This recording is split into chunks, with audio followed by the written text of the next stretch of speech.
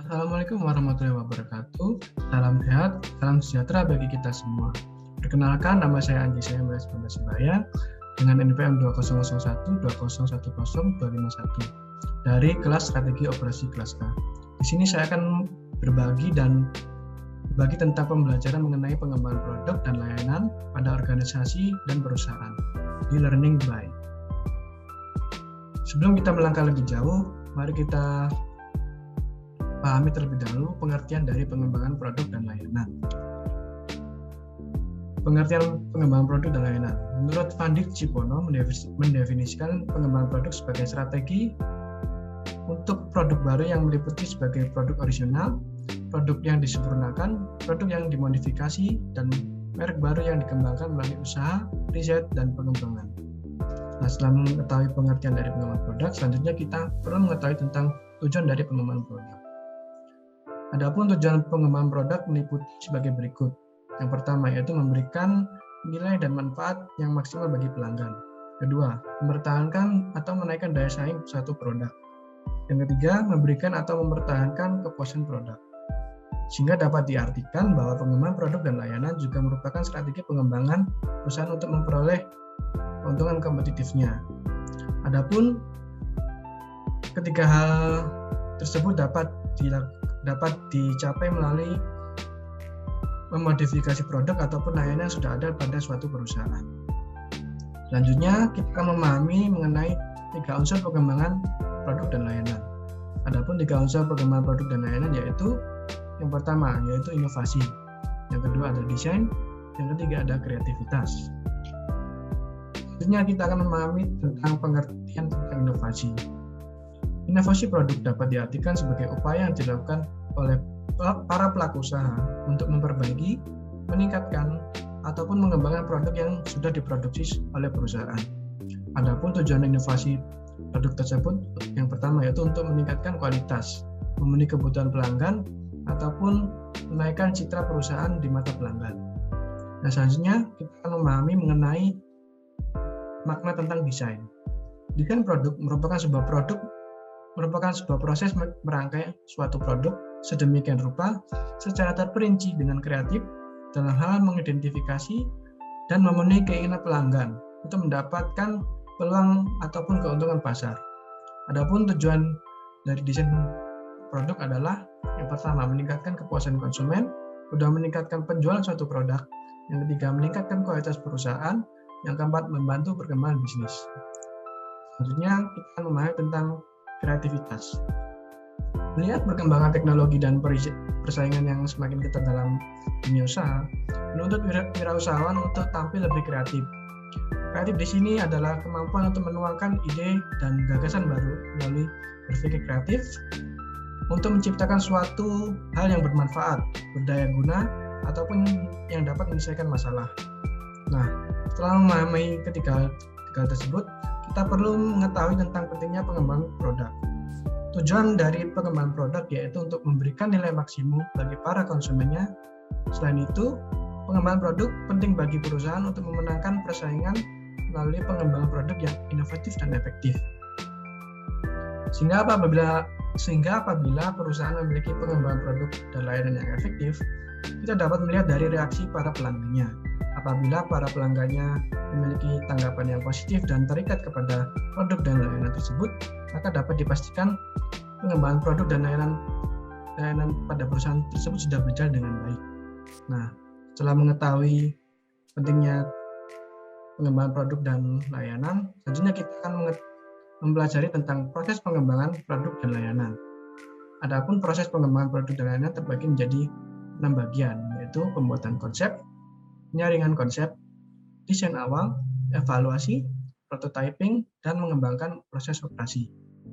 Pembuatan konsep atau layanan baru dapat dihasilkan dari sumber di luar organisasi, seperti kebutuhan pelanggan yang diungkapkan melalui aktivitas saing atau melalui dari riset yang sudah ada, ataupun dari sumber organisasi seperti dalam staf, penjualan, staf operasi, Pronhas, ataupun hal yang lebih formal seperti Departemen R&D.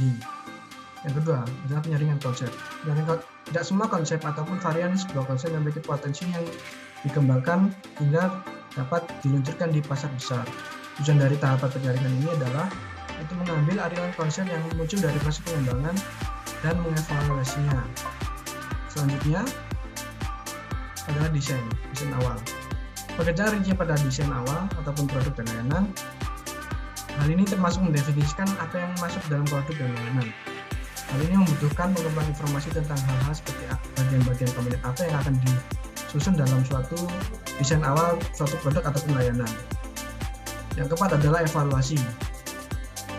Tahap ini mengambil desain awal dan upaya untuk memperbaikinya sebelum produk ataupun layanan jenis prototipe diuji ke pasar. Pada tahap ini, biasanya masih sering terjadi try and error terhadap pekerjaan desain yang telah dirancang dan membutuhkan evaluasi lebih lagi. Yang kelima adalah prototyping. Pada tahap ini akan mempelajari lebih lanjut tentang sifat produk ataupun layanan yang sudah diusulkan. Tapi sering juga untuk mengurangi resiko yang melekat sebelum terjun ke pasar bebas. Yang keenam adalah mengembangkan proses operasi. Setelah mengembangkan produk dan layanan yang telah dilaksanakan dan dipasarkan, selanjutnya adalah proses pengembangan pada operasi. Proses pengembangan yang dimaksudkan untuk merancang produk dan layanan yang memenuhi kebutuhan pasar. Maka proses ini hanya dapat terjadi setelah beberapa waktu setelah produk ataupun layanan telah dipasarkan. Setelah mengetahui karakteristik produk dan jasa yang telah diputuskan, maka tentunya pengembangan proses operasi dapat dijalankan. Nah, selanjutnya kita akan memahami lebih lanjut mengenai implementasi pengembangan produk dan layanan melalui perusahaan. Di sini saya akan mengambil implementasi pengembangan produk dan layanan pada Starbucks.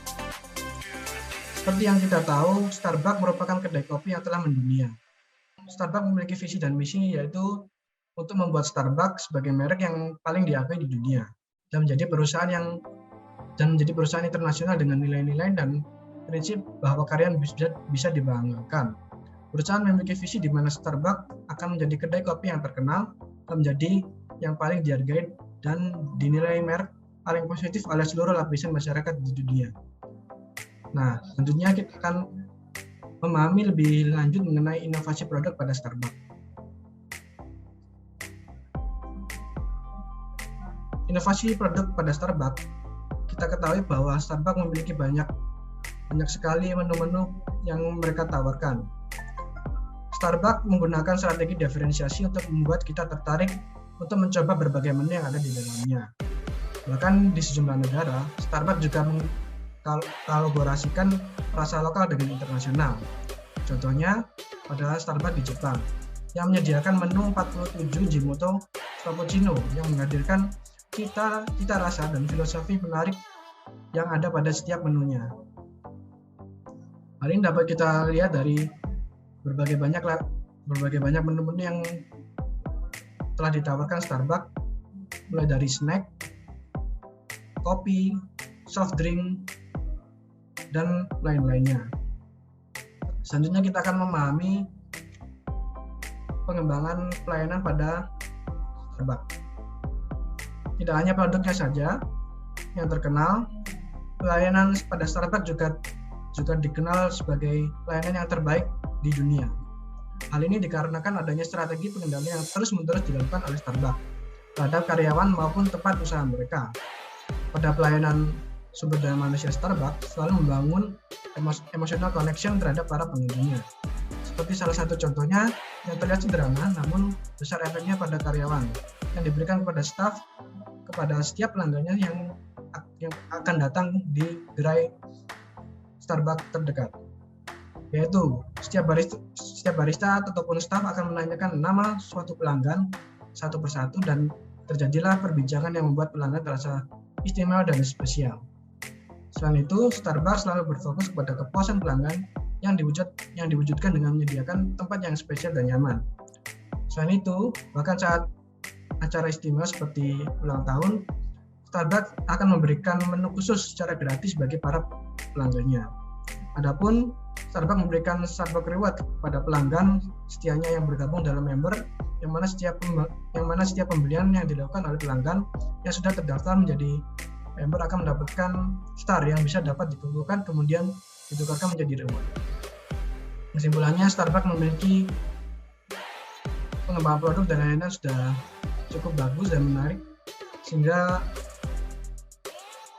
membuat Starbucks menjadi salah satu gerai kopi yang paling terkenal di dunia. Sekian yang dapat saya sampaikan atas pembelajaran mengenai pengembangan produk dan lain-lain yang dapat saya sampaikan. Atas kurang lebihnya saya mohon maaf. Terima kasih. Wassalamualaikum warahmatullahi wabarakatuh.